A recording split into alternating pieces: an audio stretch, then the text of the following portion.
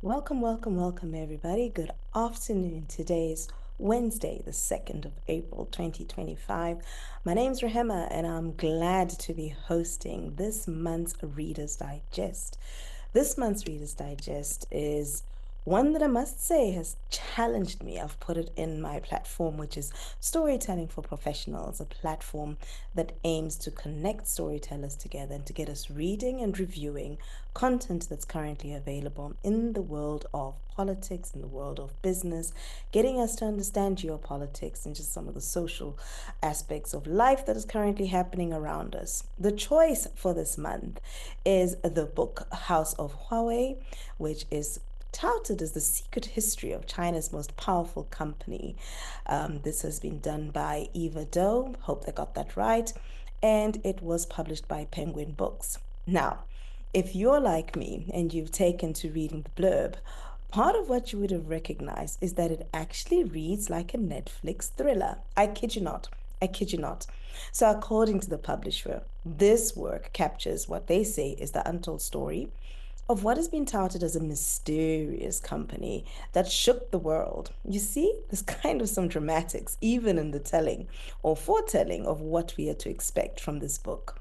And so it tells the tale of the southernest or the coast of southern China, where what is touted as an eccentric entrepreneur spent 3 decades steadily building what was once an obscure telecom company into the world's most powerful technological empire without anybody noticing, but I think not noticing, paying much attention to. Now, this reality changed in December 2018 with the detention of Meng Wanzhou, Huawei Technologies' female scion, sparked an international hostage standoff when she was basically in the middle of what was the US-China trade war, while it's still going on, and it suddenly thrust the mysterious company into the global spotlight. In House of Huawei, Washington Post technology reporter Eva Dou pieces together a remarkable portrait of Huawei's reclusive founder, Ren Zhengfei, and I know my guest speaker today is going to correct me on a number of my pronunciations. And it takes us through how he built a sprawling corporate empire, one whose rise in Western policymakers have become increasingly obsessed with, and since essentially obsessed with halting. Based on wide-ranging interviews and painstaking archival research, House of Huawei dissects a global web of power, money, influence, surveillance, bloodshed, and national glory that Huawei helped to build, and which, in its making, has also ensnared it. Now, this book grabbed my attention, and it was brought to my attention by today's guest reviewer, Mr. Kofi Kwaku, who is a foresight and scenario planning strategist, African Futures, and basically he is the strategic communication facilitator and MD at Oh, this is where I get things wrong in the middle of my introduction as a gentleman that I actually know pretty well. And he's the MD of Stratnum Futures, and he's involved in scenario planning, foresight, strategy advisory. He's based in Pretoria, director of the South African Node of the Millennium Program. That's part of his history. He's an alumni of Oxford University State Business School Scenarios Program and the Global Business Network, developing and using scenarios. He is a lecturer at the Tayashira Research Group at the Wits School of Governance at Witwatersrand University, Johannesburg, South Africa, and a senior research fellow at the Center for Africa-Chinese Studies at the University of Johannesburg. He is fluent in English and French. That's kind of telling of the time of day that I'm having this in coffee.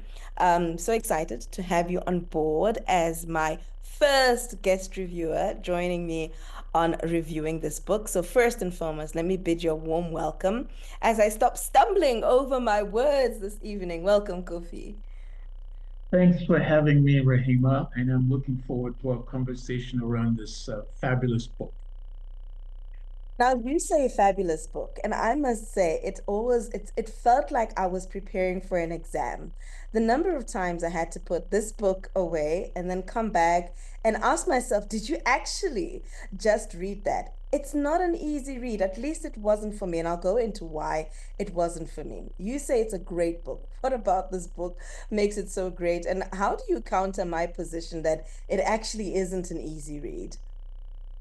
Well, I mean, the key to it is before I tell you a little story, as a third degree storyteller, um, is that this book, usually the kind of book we have when we talk about technology, and usually when there's anything about China, it becomes a bit complicated in the mind of people. It looks very far, it's complicated. The complexity of it makes it difficult for people to grasp. But in fact, it's not. You know, Eva Dou, the author, who is in fact Asian American, who hails from Detroit, Michigan, in the Midwest there, tells a very, very interesting story. And the reason why maybe you felt it was a bit difficult is that she really attempted to capture the breadth and at least the complexity of what the House of Huawei is all about. And through, for example, the creation of it, a very, I mean, it's a sort of very young company, 1987. So it should tell you why you struggle a bit. It attempts to really connect, the reader with the past, the present, and the future. So this timeline is not easy to capture, and not easy because the book itself is sort of a very small, if you want, um, a tip of the iceberg of modern China.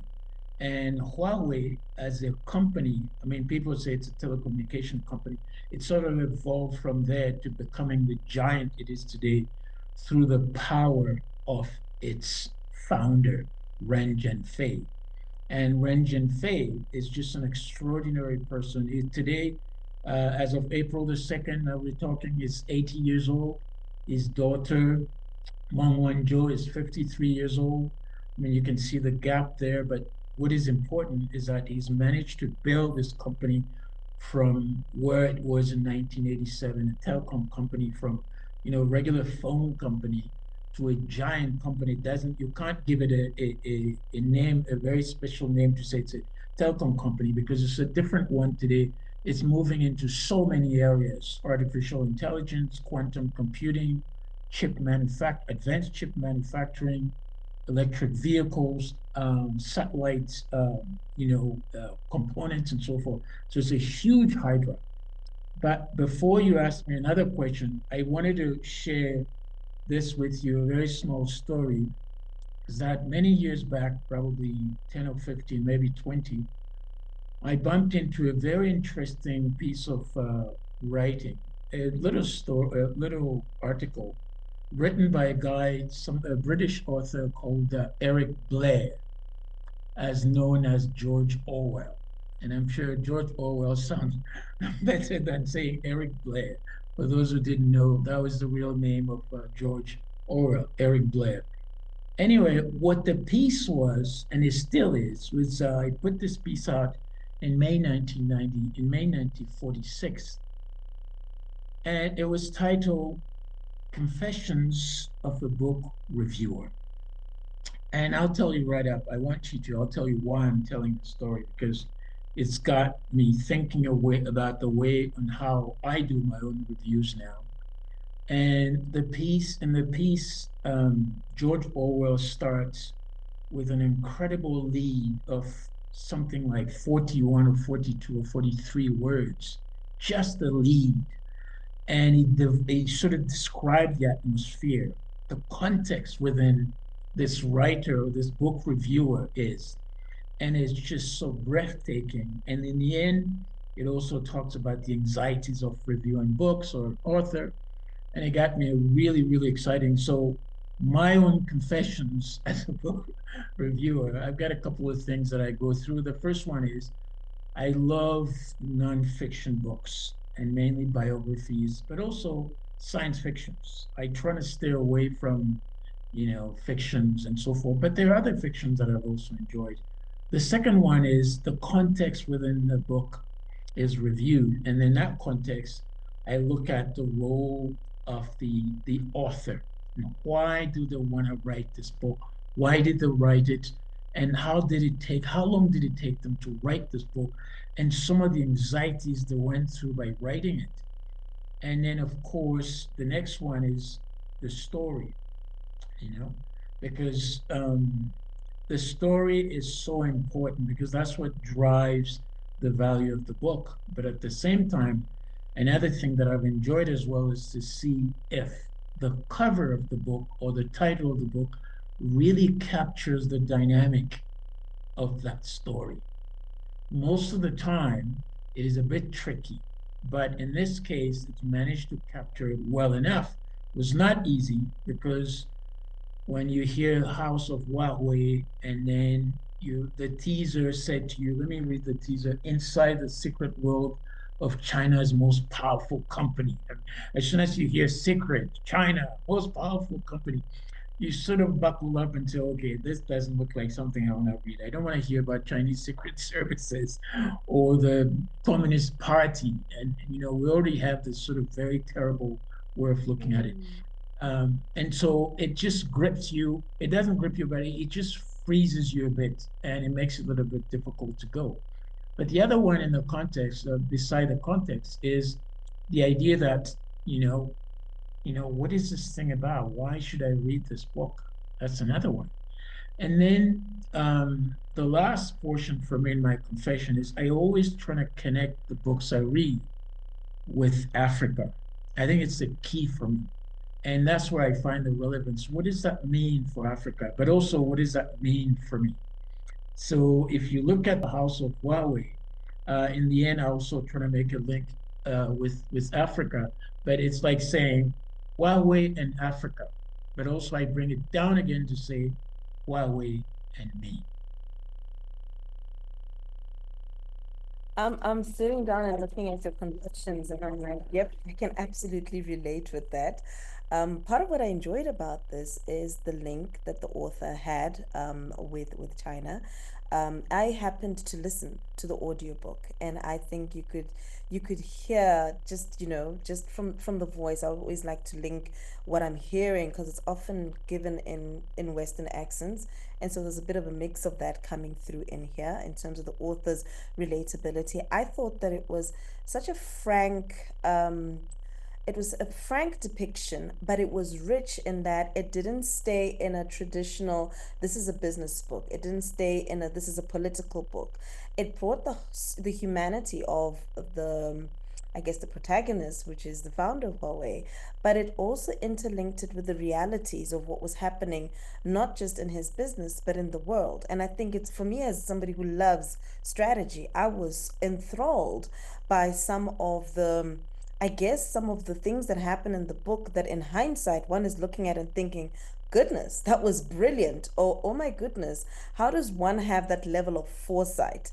And so whilst you're bringing in the link of the author with the book, the rationale of the author, the fear of China is very real. So as you said that, part of what was going through my mind is I'm Western influenced. My entire upbringing has had a Western background context. I'm familiar with that. And so the notion of China, and even coming in from an East African background, the notion of a communist state was always something that was touted as other. As in not ideal, and connotations of almost like a militaristic dictatorship kind of state. This provides us with a lens of a China that is perhaps, not perhaps, for me, the interpretation was so much richer around how people who lived in that environment experienced it, the opportunities that such a state structure actually facilitated, and from a business perspective, a challenge to current business norms. So, my lens in looking at this was basically looking at the strategic lens in terms of applying and understanding industry or national or even personal agendas around where one wants to go with their business, where opportunity lies, going from military to business, etc. Looking at business and looking at the models that have been adopted as business people in defining and developing this organization that is what it is, the choices that they have made in terms of where they're functioning, where they're operating, the geopolitics that influences those choices, which are often presented as negative or positive, and showing us a broader spectrum of what that possibility is. And then also looking at the journey of global, what we've understood to be global tech giants, which, as you've said, this is much more than a global tech giant company. It's a corporation that's actually it's shifted what that model is and how we should be looking at how technology supports, or in fact, Kofi, I'd argue it's not even about technology. It's about how information flows for me. That was one of the key things that kept coming up. The technologies was just in all of this is just an enabler of how information flows and rules the world. And I think when I came back to that, it came back to being very strategic about understanding human dynamics, human nature, business dynamics, business requirements, and how to use technology to grow what becomes, I guess, the toothpaste of the day. And my business partner uses toothpaste as everybody uses toothpaste in the morning, or so some form of breath freshener, and how Huawei's done that. It's become our toothpaste and infiltrating so many parts of our lives that we're not even conscious about because we haven't associated the organization with the solutions that we're interfacing with.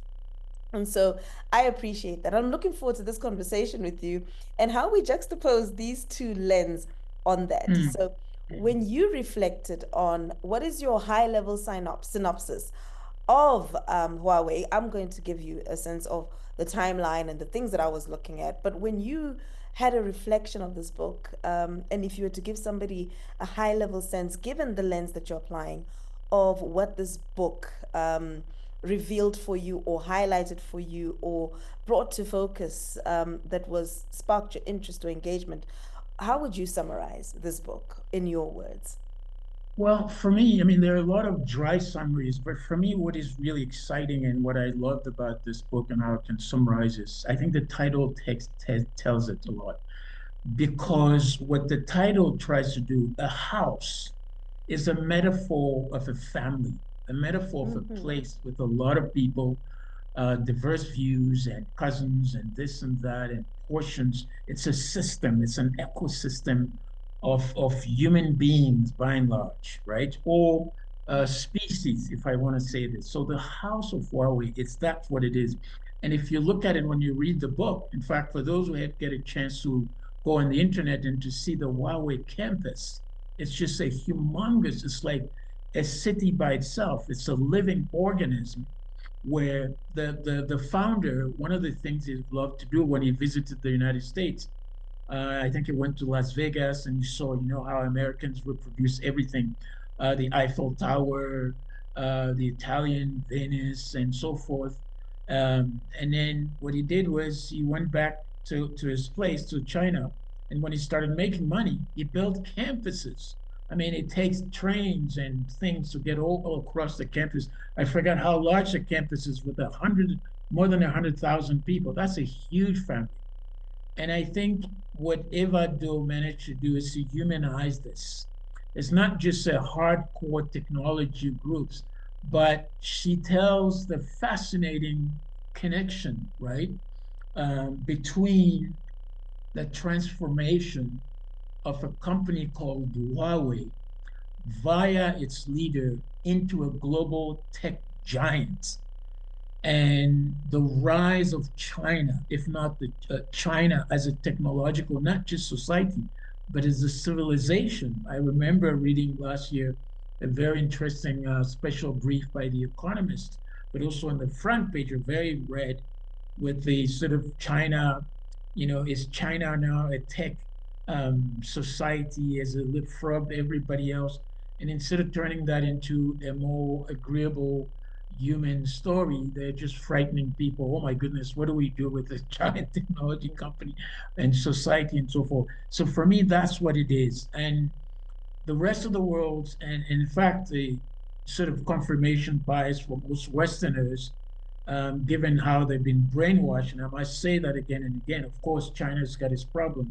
It's a different society, is that they made China a fearful place, a monster, something that's it's everything that comes out of this is not quite good, but which is not true because most of the West has benefited for the past 30 or 40 years from cheap Chinese, excellent cheap Chinese product at very low cost.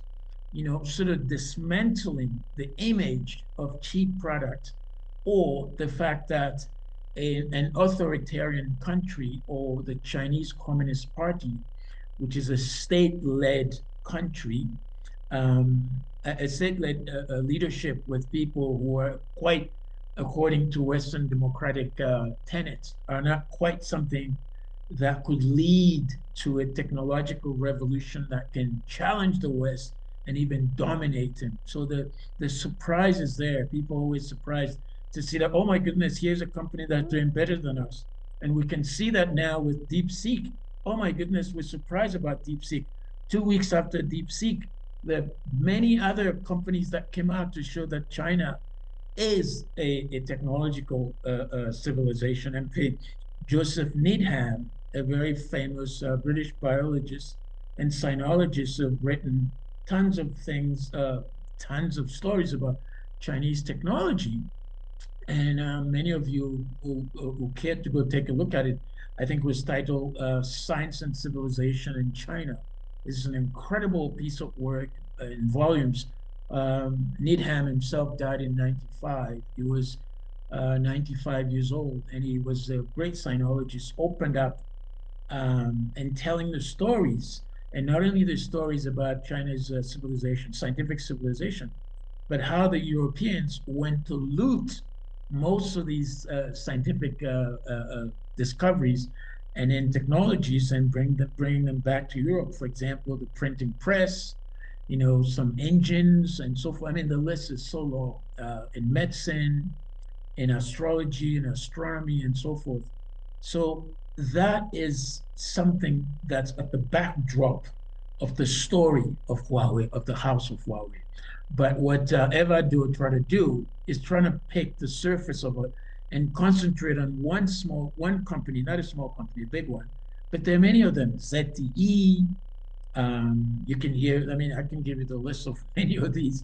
There's so many of them that's become very difficult. But Huawei is very special because of its breakthroughs onto what you were talking about, being able to build the pipelines of where the Mm, data, remember the big story about, we're now into big data, and the Chinese have managed to do it very, very well. And in mm, fact, they've done it so well that they scare the hell out of everybody around the world today. Very well done, excellent, but also cheap enough, breaking down the expensive models, business bottom line mm, models of the West that have been choking most of the rest of the world, especially mm, Africa, where you can't get anything done without them telling you, oh my goodness, it's going to cost you this. I mean, the news story last week is that the Zimbabwean technology, Masiwu, has managed to cut a deal with NVIDIA to build a huge, if you want, network of computing power in Africa, from South Africa to Egypt to so forth and different other places. But that's going to cost so much money that it becomes difficult to make them happen. And the Chinese are now sort of broken down that sort of mental model that has to be expensive. Oh my goodness, you can't do this in Africa. I used to hear that as a young man at the World Bank. Or you can't have the internet, it's too expensive. Africans don't know how to pay for it and they can't manage it, all and on and on. But what the Chinese have managed to prove the past 40 years around the world is that most of these ways of thinking are outdated. When they need a mindset reset. Of course, the Chinese are not, the lovey-dovey, angels that we all know.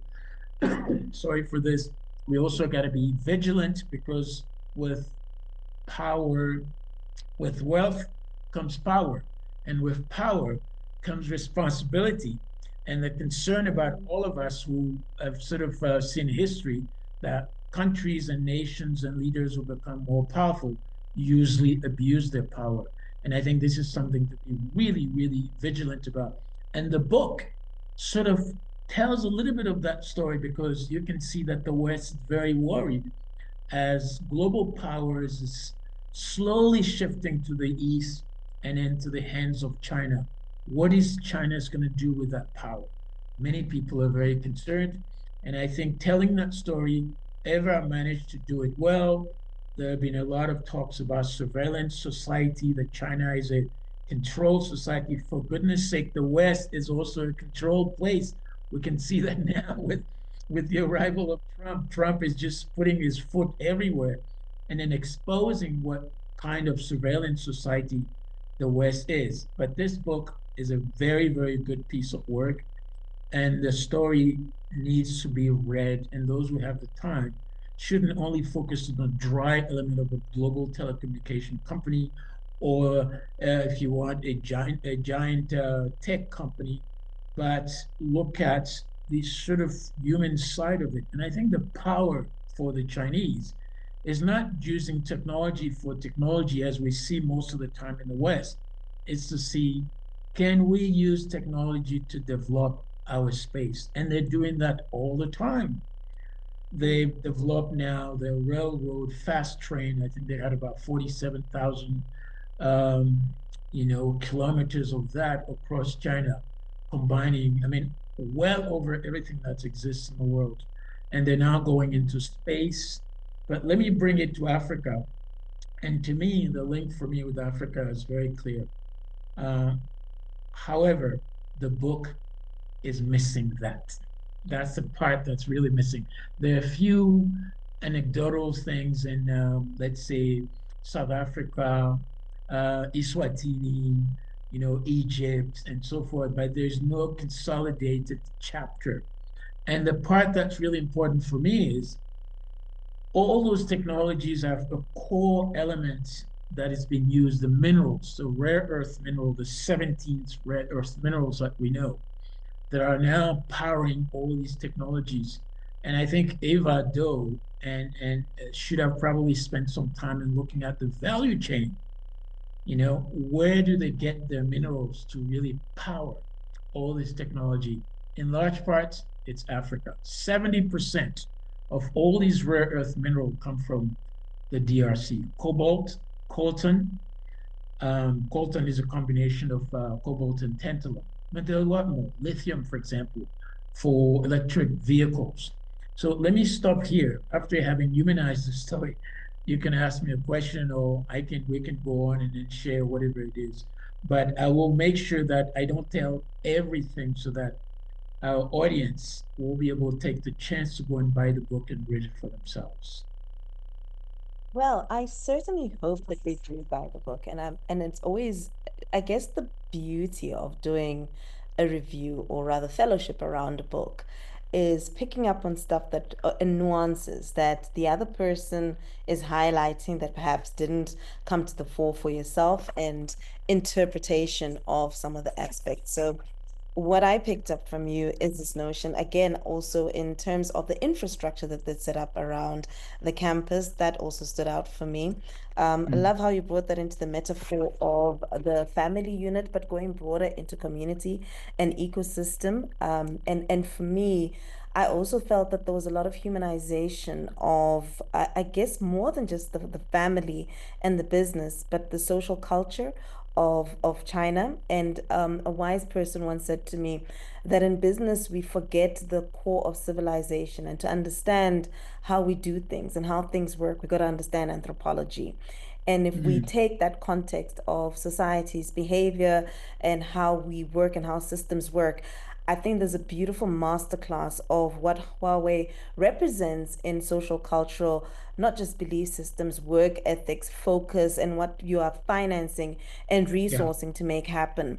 My contrast of that is basically looking at, if that's the case, if that's what drove, it's if how Chinese culture is civilized, if how Chinese culture is socialized in terms of what they pay attention to, what they've been able to finance and resource. How does that contrast with perhaps what the whole world was looking at the same time? So my reflection of this particular piece of works is to track the timeline of Huawei's growth and journey, and also ask myself the question, well, if the culture, if we've been sitting back, and this is from my perspective, if I've been looking at China as the communist and its backward third world kind of outlook, right? What were we focusing on while they were focusing on that, on what they were? And so in the early years, and then this is between 1985 and 1990, for those who haven't read the book, there's a context of the foundations of Huawei by Reng Zhenfei, and it really is about the telecom reseller.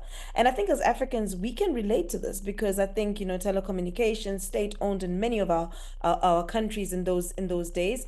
But there's pivot to analog switches so that in China particularly, the idea of reducing reliance on foreign technology. And so in the context of Huawei, there was a big and massive focus on research and development and on basic telecommunication hardware.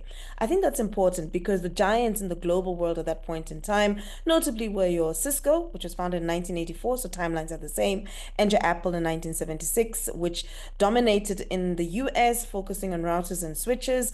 And I guess what one could see about that timeline was how Huawei was state aligned, business to business, which diverged from Apple's model, for instance, of being consumer driven. So there was a move from large tech companies around the business, around the government focus to a consumer based focus. So that's one of the things that I think stood out for me. Between 1991 and 95, I think it was really the world was going, the big conversation was around the digital switching, right? And this move for technological self reliance. I think they had by 2016, they had a view of having 45 of their workforce in research and development. Contrast that with what we were putting our research and development money into. And I do like the outlook of asking these questions of ourselves as Africans because technology has been one of those things that has catapulted in economies, right? So if you look at the global giants at that point in time, Intel was working on semiconductor processing, so the years of the Pentium processor, and some people still have this in their houses, in their homes. And in Nokia, we saw the leading of the GSM network. So already you're seeing where the world was putting attention to. But if you look at Huawei, what was prioritizing was infrastructure for developing markets. Now, this was unpopular, poorly financed, whilst the other big organizations were looking at Western consumer and enterprise focus. So servicing the large companies, servicing the Western environment, whereas Huawei went into the world where there was poor infrastructure, poor financing, and poor and just a lack of attention, right? And I think Yeah. we've got to match that with the populations of these poorly serviced areas and over this quantum or over the spectrum of time, what that has translated to. So this is where I talk about the level of foresight and strategy that the founders actually had about the dynamics of human civilization and the appreciation of what the needs would be. I think for me is just remarkable. So looking at the timeline between 1996 and 2000, it's globalization. We were all hearing globalization, Y2K, that was the focus, right?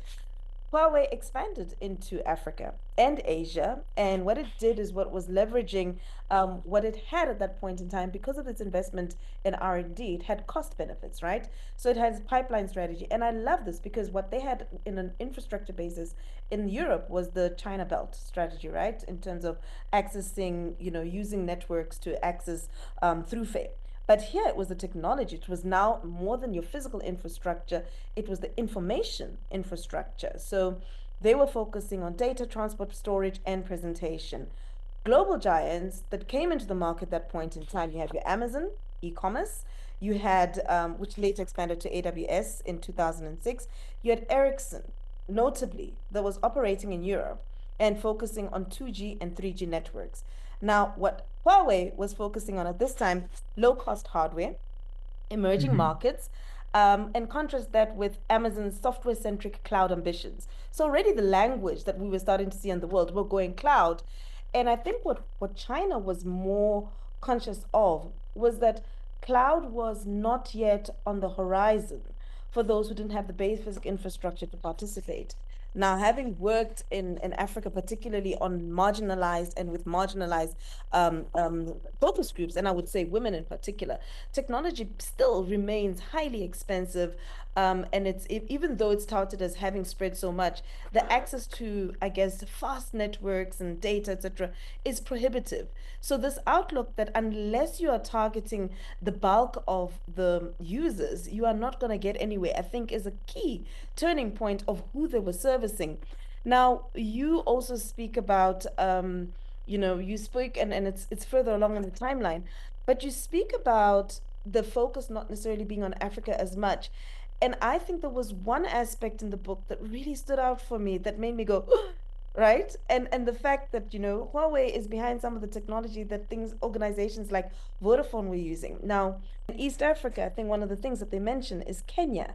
And the fact that the technology that actually drove M-Pesa is actually driven by Huawei. That was like a wait a minute for me. So, in terms of driving even the technology advances on this continent that have been significant in facilitating economic participation, such as transactioning. And if we go back to information really facilitating the switching and finances, that is a huge, huge, huge, huge role that it plays. So I think that their journey between 2001 and 2005 of scaling and diversification, where they entered the smartphone industry, entered enterprise cloud solutions, and had a lot more innovation, juxtaposed with an Apple that was looking at the iPods, with Google search and advertising. Huawei's B2B diversification focused more also on your consumer whilst building a very credible business base. And I think that even in their journeys in countries that were not popular, such as Iran, such as Saudi, was leveraging on the fact that you just needed to get your technology into spaces. And then even I think what was also notable, their foray into participating into the race for undersea cables. I think they lost out on the Kenya one. But the reality then, there was a remarkable point in the storytelling where China was always on the outside and it wasn't able to, as a business person, I related to this. It had done so much work, but it was not considered a big player for a very long time. And it's only when it went head to head and started losing bids in, on par with some of the larger organizations that it got the attention. Carrying on with the timeline, and I'm not going to give everything away. I think that what this book also brings in China's or in Huawei's journey was when I think it started getting into the crosshairs 2006 2010 geopolitical tensions, 5G ambitions, blocked from acquiring 3Com because of US security concerns, accelerating its R&D in 5G. I mean, I'm in Africa right now. I'm in South Africa. 5G, they're talking 5G in 2006. This is 2020.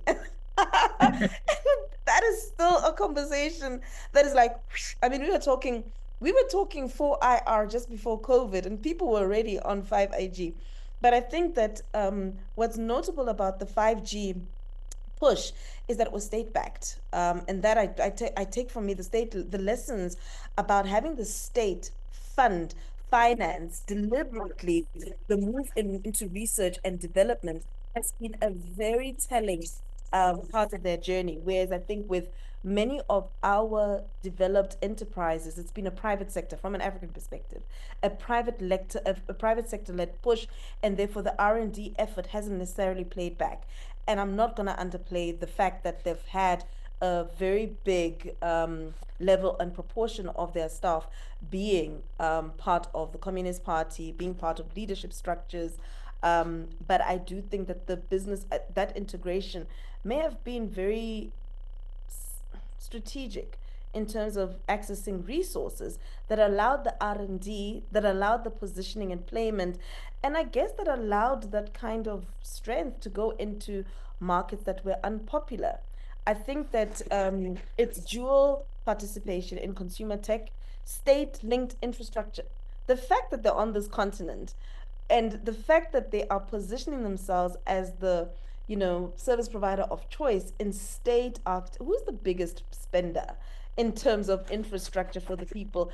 in the world right now, it has got to be our governments in terms of giving people access to facilities and to be able to be part of the information highway. So I think that that also, and linking it to your conversation around infrastructure resources, so that virtual integration into the chips, into the operating systems, Yeah. whereas the Western Mm. reliance on their value chains has meant that they have secured the hotspots of their not just their manufacturing, but access to market throughput in terms of the supply chain has been key. And that's what makes them difficult to kind of like Yeah. ignore, right? Mm. Saying that. So, And I so think that yeah. finally, So, just finally, mm, it's I think sure. also their move into AI in positioning for the future has meant that not only are they unstoppable, but it does warrant a whole bunch of concern.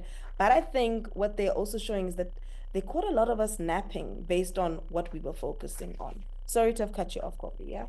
No, that's okay. I mean, I agree with you overall. This, again, what I love about this is a remarkable story of leadership that's adapt quickly, that's quiet enough, and they get things done. They're not focusing on theory and so forth. And they apply the technology to solve real world problems. Yeah. And what is also remarkable is that Huawei, as sort of a very symptom, if you can call it one, a sample or a metaphor of the rest of China, is the remarkable story of reperceiving risks around the world, and especially in Africa. The West have always looked at Africa, at least what they've said officially and open and in public, that Africa was a too risky place to do business. And the Chinese are looking at it and say, wait a minute, this place doesn't have anything. In fact, it's a great place. We can start something. We can build something from the ground up. And that's what they're doing. And with the bold way of perceiving business, they've managed to lift the continent in a way that most people have no idea. If you read the Western press, especially the Economist magazine that many of us have been forced to read for many years, and others, you wouldn't find any of these things showing up. You have to pay attention. Luckily enough, there are a lot of alternative sources that we get on the internet, on TikTok, and other places that are giving us extraordinary information about China. So that leadership that learns very quickly for us is Mm. for us in Africa. What kind of lessons can we really learn from the Chinese? What kind of lesson can we learn from Huawei and the house of Huawei? There are a few of them. You know, watch, observe, learn from it, take it home, copy and paste, adapt, innovate, and then go beyond it. We've seen it with artificial intelligence, how the Mhm. Chinese have managed now to leapfrog. And at this stage, there's still denial in the West that the Chinese are really leapfrog.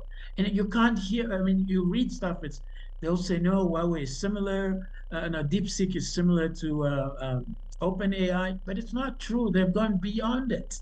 Not only that, but also Manus. I mean, the list goes on and on and on. So that denial, I think it's a psychological blockage.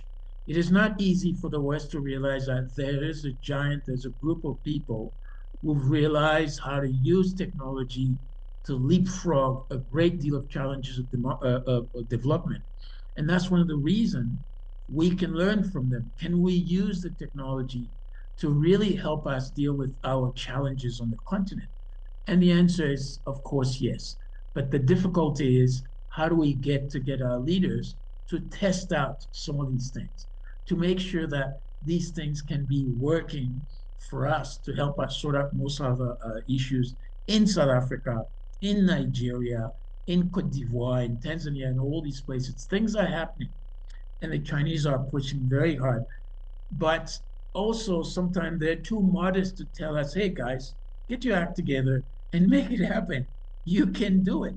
And that we can do it or you can do it has come into, the deep seek sort of that people are calling Sputnik moment, which is the idea that, oh my goodness, it is possible to have artificial intelligence organized, governed, created, produced, and managed not only using older models of computing power and get the best out of it, but also have it cheaper, but even best of all, make it free. This is not the kind of business model that the capitalism really want to hear. So, most of the capitalists who have invested with President Trump, who has invested now 500 billion, he was saying, the day, 2 days or the same day when DeepSeek was unveiled. It's like, we're investing 5 billion US dollars to this. We want to take the lead. We want the Mm. best people in our country and so forth. Well, the information warfare, or at least the unavoidable war in AI is already there, but in tech. And I think dealing with China is going to be difficult. That's what you keep hearing all the time, this sort of attack against China. We are planning, we hear from the US strategists and military, we're having an Eastern shift. We're moving our warfare. I mean, it's just so sad to hear that. They're not talking about development. They're not talking about helping other countries doing better, but they're saying we need to slow down China. We don't want China to do better than we do. We don't even want China to even help Africa or other places to do better. And this, I have a problem with it. And I bet you plenty of millions of people also do have a problem with it. Anybody who doesn't have a problem with this needs help. And it's very clear that this kind of ideology of slowing other people because they're doing better than you is simply wrong. And we need to change it. And hopefully in Africa, we'll get that sense that we can do things, not with China only, but with everybody else. And I think for me, that's the lesson I take it from there. And if I have to summarize this book in one word, I would use, oh, which one would I use? Yeah, spectacular. You gave yourself the challenge. Yeah, I would say spectacular. It's a spectacular story. It's a human story rather than a tech story through the leadership of a man, a modest man, in fact, who's been very quiet, former,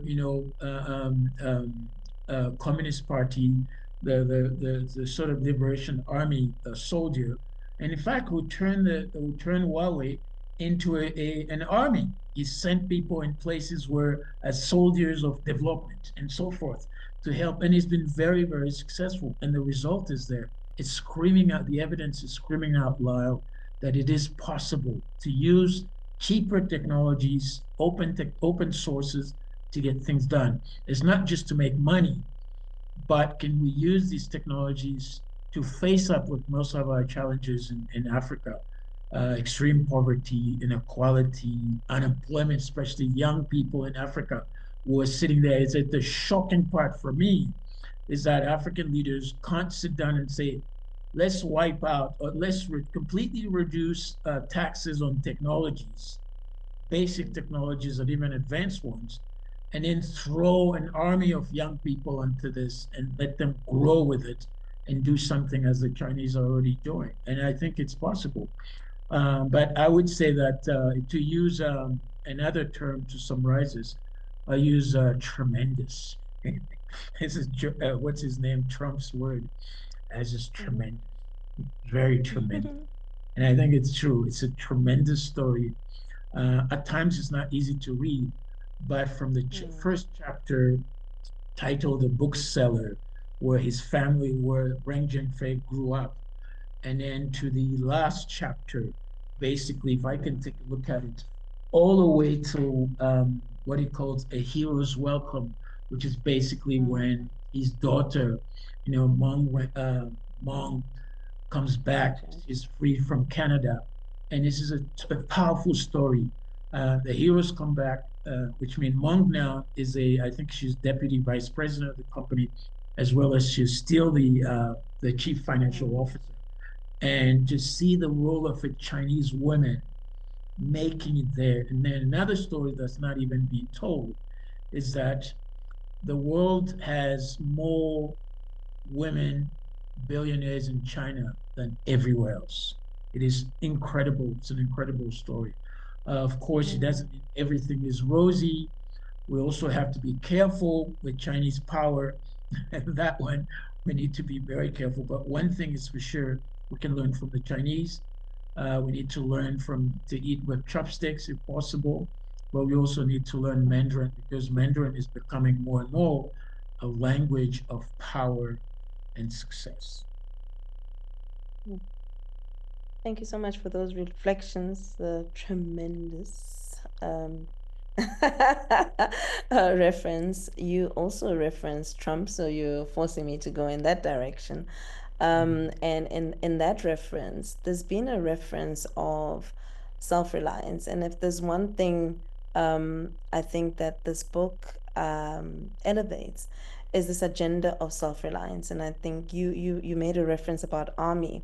In 1995, Wren declared, and the quote is that a country without its own program controlled switches, referring to technology, is like one without an army. So the army and the military references come in.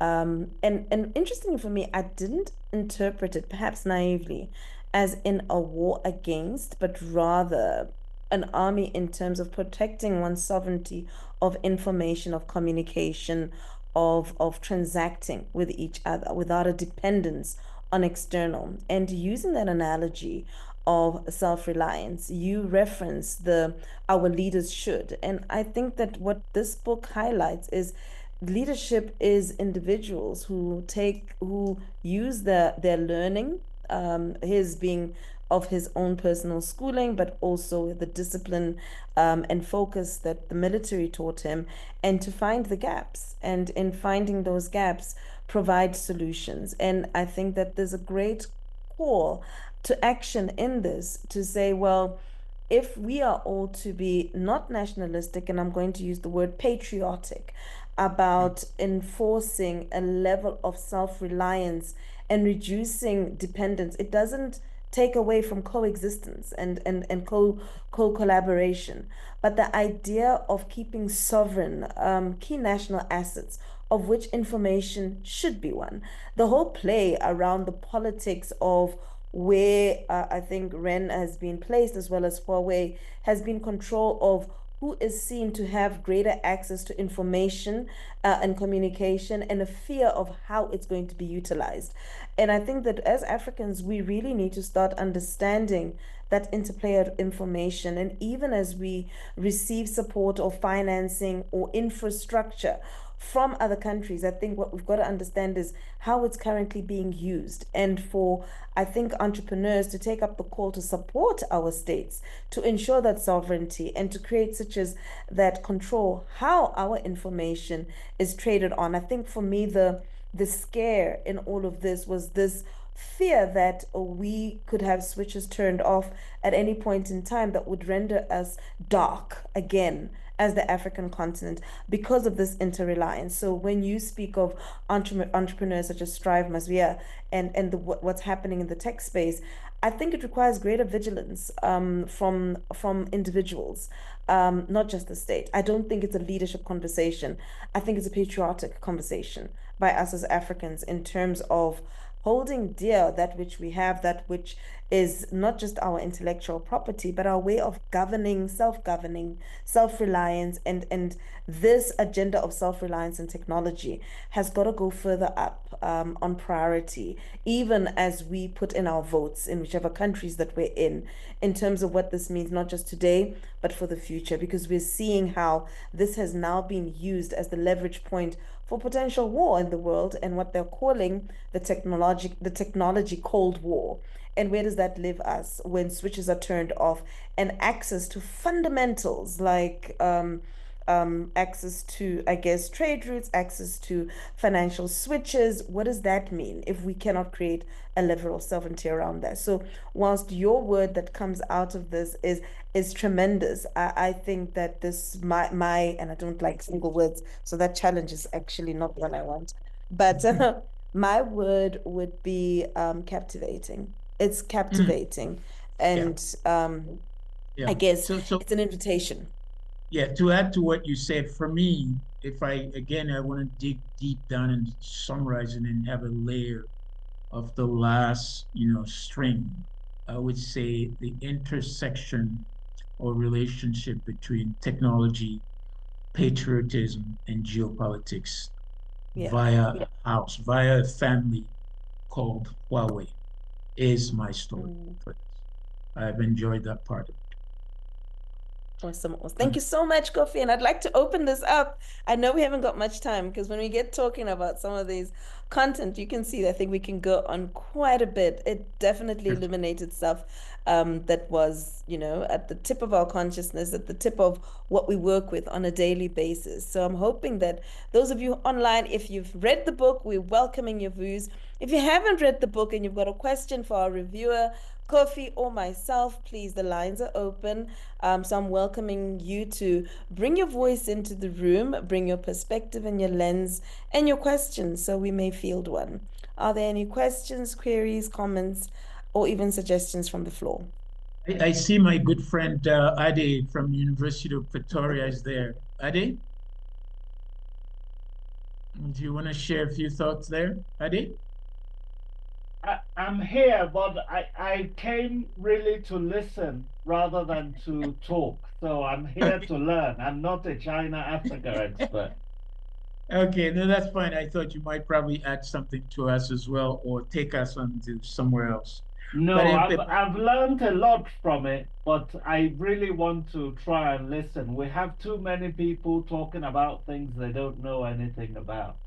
okay, great. So let's see. There's another lady on the side. Is it Amole Khan? Amogelang. Yes, Amole Khan. thank you, Amogelang. Thank you so much. I have to say that I'm coming in from a perspective of possibly having a client in the industry. So I've really been a sponge throughout the whole process. I have to agree that it was all about listening and taking it all in terms of contextualizing some of the stakeholder relations that I do in my world and having like different parties and how to articulate things from a PR perspective so that people understand. So I just want to thank you. It's a gratitude comment to say very interesting, and I'm looking forward to reading the book for myself. Thank you very much. Thanks. Awesome. Thank you so much. Thank you so much. We are hosting these by way of just conversation, elimination of the things that we've read. And I think it's great to build community and dialogue around some of the literature that's out there. And also to provide an African lens and perspective based on what's currently happening in our world today, but also based on just what is top of mind of engagement. And I know Kofi was bringing in some of the American politics into it.